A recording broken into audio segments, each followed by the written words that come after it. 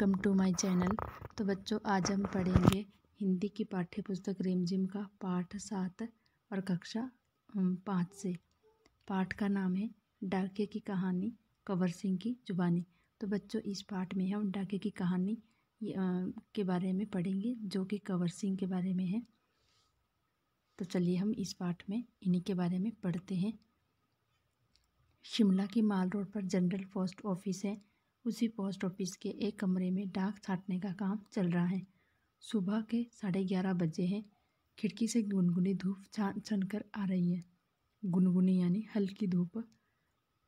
इस धूप का मज़ा लेते हुए दो पैकर क्या होते हैं, जो पैकिंग करने वाले होते हैं, और 3 महिला डाकिया फटाफट यानी जल्दी जल्दी डाक छांटने का काम कर रहे हैं। वहीं पर मैंने सरकार से पुरस्कार पाने वाले डाकिया कंवर सिंह जी से बात की। यही बातचीत आगे दी जा रही है। आपका शुभ नाम?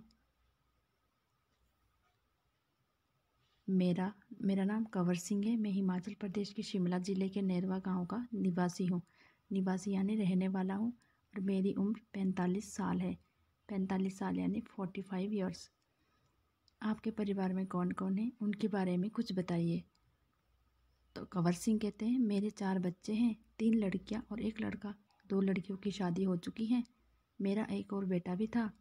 वह मेरे गांव में एक पहाड़ी से लकड़ियां लाते हुए गिर गया, जिससे उसकी मौत हो गई। आपके बेटे के साथ जो हुआ उसका हमें बहुत दुख है।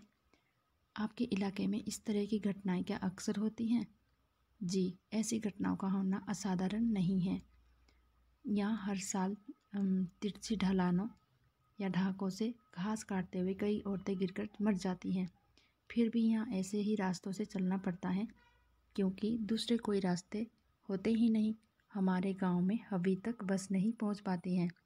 हिमाचल में हज़ारों ऐसे गांव हैं जहां पैदल चलकर ही पहुंच सकते हैं। फिर आपके बच्चे पढ़ने कैसे जाते होंगे?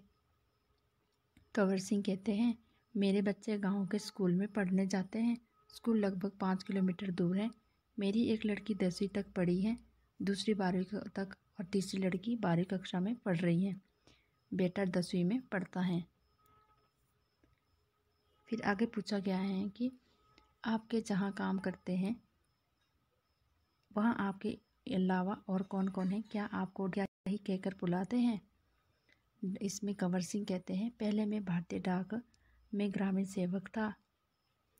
अब मैं पैकर बन गया हूँ। पैकर यानी उनकी अब प्रमोशन हो गई, तो अब वो पैकिंग करने वाले बन गए हैं। पर हूँ वही नीली वर्दी वाला डाकिया सेवक।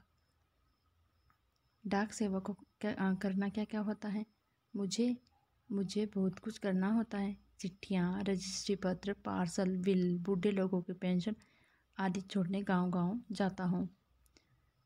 क्या ये सब अभी भी करना पड़ता है? क्योंकि अब तो सूचना और संदेश देने के बहुत से तरीके आ गए हैं। तो इसमें कंवर सिंह कहते हैं कि शहरों में भले ही आज संदेश देने के कई साधन आ गए हैं, जैसे फ़ोन, मोबाइल, ईमेल वगैरह, लेकिन गांव में तो आज भी संदेश पहुंचाने का सबसे बड़ा जरिया डाक ही है। इसलिए गांव में लोग डाके का बड़ा आदर और सम्मान करते हैं। अपनी चिट्ठी आदि पाने के लिए डाके का इंतज़ार करते हैं। हमने सुना है कि हमारी डाक सेवा दुनिया की सबसे बड़ी डाक सेवा है। ये भला कैसे? तो कंवर जी कहते, सुना तो आपने बिल्कुल ठीक है। हमारे देश की डाक सेवा आज भी दुनिया की सबसे बड़ी डाक सेवा है। तो बच्चों, ये वाला प्रश्न आपने अंडरलाइन करना है और इसे याद भी रखना है। और सबसे सस्ती भी। तो दुनिया की सबसे बड़ी डाक सेवा भारत की है और सस्ती भी है। केवल 5 रुपये में देश के किसी भी कोने में हम चिट्ठी भेज सकते हैं। पोस्ट कार्ड तो केवल 50 पैसे का ही है, यानी 50 पैसे से में भी हम देश के हर कोने में अपना संदेश भेज सकते हैं। आपको अपनी नौकरी में मज़ा तो बहुत आता होगा। इसमें फिर कंवर सिंह कहते हैं, मुझे अपनी नौकरी बहुत अच्छी लगती है। जब मैं दूर नौकरी करने वाले सिपाही का मनी ऑर्डर लेकर उसके घर पहुंचता हूं, तो उसके बूढ़े माँ बाप का खुशी भरा चेहरा देखते ही बनता है। ऐसे ही जब किसी का रजिस्ट्री पत्र पहुंचाता हूँ, जिसमें कभी रिजल्ट कभी नियुक्ति पत्र होता है, तो लोग बहुत खुश होते हैं। बूढ़े दादा और बूढ़ी नानी तो पेंशन के पैसे मिलने पर बहुत ही खुश होते हैं। 6 महीने तक वे मेरा इसके लिए इंतज़ार करते हैं। हिमाचल में बूढ़े लोगों को पेंशन हर 6 महीनों के बाद इकट्ठी ही दी जाती है। क्या आप शुरू से ही इस डाकघर में काम कर रहे हैं? तो कंवर सिंह कहते हैं, शुरू में तो मैंने लाहौल स्पीति ज़िले के किब्बर गांव में 3 साल तक नौकरी की है। ये हिमाचल का सबसे ऊंचा गांव है। तो बच्चों, ये भी आपने याद रखना है कि हिमाचल प्रदेश का सबसे गांव कौन सा है? किब्बर गांव। और कहाँ पे है ये लाहौल स्पीति में है। इसके बाद 5 साल तक इसी ज़िले के काजा में और 5 साल तक किन्नौर ज़िले में नौकरी की है। उस वक्त इन गाँव में यानी समय, इन गाँव में टेलीफोन नहीं थे। बसें भी सिर्फ मुख्यालय तक ही जाती थी। मुख्यालय यानी हेडक्वार्टर्स। अभी भी कई ऐसे गांव हैं जहां ना तो बस जाती है और ना ही वहां टेलीफोन है। ऐसी जगह में ग्रामीण डाक सेवक का बहुत मान किया जाता है। आप पहाड़ी इलाके में रहते हैं, जाहिर है डाक पहुंचाना आसान काम तो नहीं होगा। कंवर सिंह कहते हैं, हाँ, मुश्किलें तो आती ही हैं। जब मैं किन्नौर ज़िले के मुख्यालय रिकांगपिओ में नौकरी करता था, तो किन्नौर ज़िले का मुख्यालय कहाँ है? रिकांगपिओ। तो सुबह 6 बजे मेरी ड्यूटी शुरू हो जाती थी। मैं 6 बजे सुबह शिमला जाने वाली बस में डाक का बोरा रखता था और रात को 8 बजे शिमला से आने वाली बस से डाक का बोरा उतारता था। पैकर को ये सब काम करने पड़ते हैं। किन्नौर और लाहौल स्पीति हिमाचल प्रदेश के बहुत ठंडे तथा ऊंचे ज़िले हैं। इन ज़िलों में अप्रैल महीने में भी बर्फ़ हो जाती है। बर्फ़ में चलते हुए पैरों को ठंड से बचाना पड़ता है, वरना स्नोबाइट हो जाते हैं, जिससे पैर नीले पड़ जाते हैं और उनमें गैंग्रेन हो जाती हैं, जिससे उंगलियां सड़ सकती हैं। इन जिलों में कुछ मुझे एक घर से दूसरे घर तक डाक पहुंचाने के लिए लगभग 26 किलोमीटर रोजाना चलना पड़ता था। हिमाचल में एक गांव से दूसरे गांव की दूरी लगभग 4 या 5 किलोमीटर तक होती है। हिमाचल के गांव छोटे छोटे होते हैं। एक गांव में बस 8 से 10 या कभी कभी 6-7 घर ही होते हैं, इसलिए चलना काफ़ी पड़ता है। चलना तो खैर हमारी आदत में ही शामिल हो चुका है। ग्रामीण डाक की ज़िंदगी में तो चलना ही चलना है। आपने बताया था कि पहले आप डाक सेवक थे, अब पैकर हैं। इसके आगे भी कोई प्रमोशन है क्या?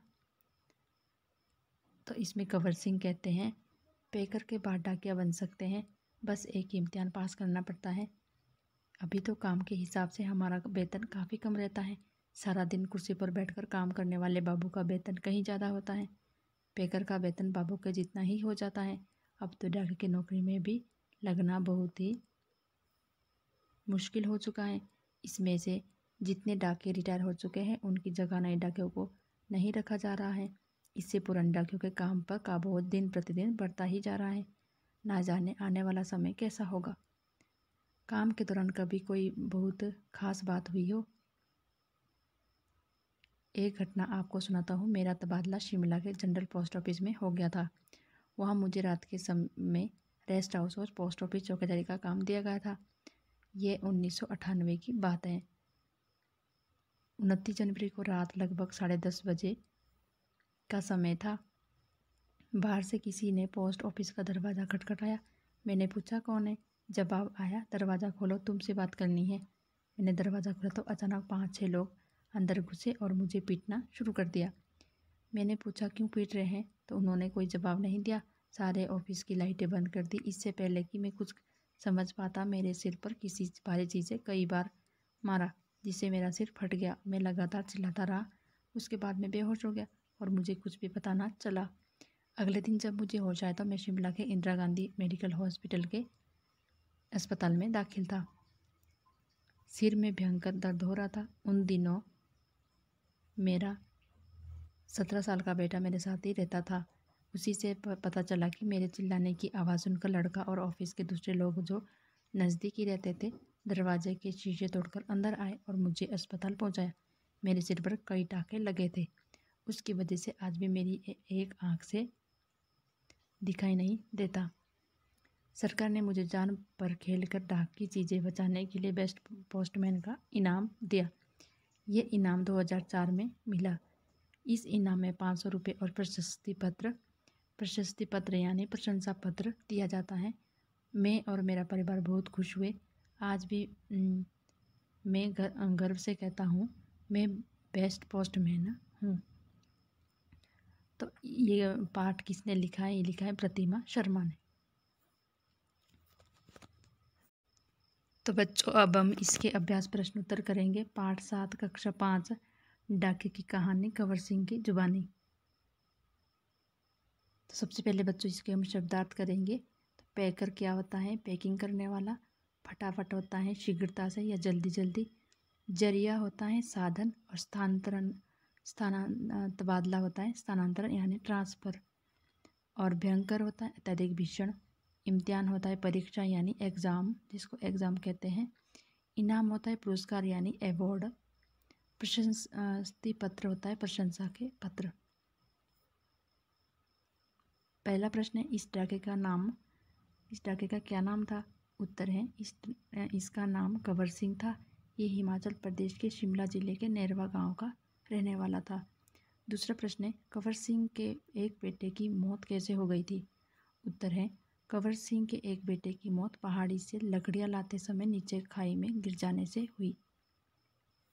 अगला प्रश्न है कंवर सिंह के परिवार में कौन कौन है? उत्तर है कंवर सिंह के परिवार में 4 बच्चे हैं, जिसमें एक लड़का और 3 लड़कियां हैं। 2 लड़कियों की शादी हो गई है और एक 12वीं कक्षा में पढ़ रही हैं। अगला प्रश्न है कंवर सिंह के गांव से स्कूल की दूरी कितनी थी? उत्तर है कंवर सिंह के गांव से स्कूल 5 किलोमीटर की दूरी पर है। अगला प्रश्न है डाक सेवक को क्या करना पड़ता है? तो इसका उत्तर है एक डाक सेवक को चिट्ठियाँ, रजिस्ट्री पत्र, पार्सल, बिल और बूढ़े लोगों को पेंशन आदि देने गांव जाना पड़ता है। अगला प्रश्न है कंवर सिंह ने सबसे पहले कहाँ काम किया था? उत्तर है कंवर सिंह ने सबसे पहले लाहौल स्पीति के किब्बर गांव में 3 साल तक काम किया था। प्रश्न 7 है पुराने डाकियों पर काम का बोझ क्यों पड़ रहा है? उत्तर है पुराने डाकियों पर कार्य का बोझ इसलिए पड़ रहा है क्योंकि जो डाकिए रिटायर हो गए हैं उनके स्थान पर नई नियुक्तियां नहीं हुई हैं। अगला प्रश्न है कंवर सिंह को डाक विभाग ने कौन सा पुरस्कार दिया? उत्तर है कंवर सिंह को डाक विभाग ने बेस्ट पोस्टमैन का इनाम दिया। यह इनाम वर्ष 2004 में मिला। इस इनाम में 500 रुपये और एक प्रशस्ति पत्र दिया गया। अगला प्रश्न है कंवर सिंह को किस बात के लिए पुरस्कार दिया गया है? तो इसका उत्तर है Kanwar Singh general post office में कार्यरत थे। 29 जनवरी की रात लगभग 10:30 बजे कुछ लोगों ने पोस्ट ऑफिस में घुसकर कंवर सिंह को पीटना शुरू कर दिया। आवाज़ें सुनकर लोगों ने उसे अस्पताल पहुंचाया। इसी वजह से डाक विभाग ने उसे बेस्ट पोस्टमैन का इनाम दिया। तो बच्चों आपको ये पाठ कैसा लगा? अगर आपको ये वीडियो अच्छी लगी हो तो बच्चों वीडियो को लाइक और शेयर कीजिए, चैनल को सब्सक्राइब कीजिएगा। Thank you so much.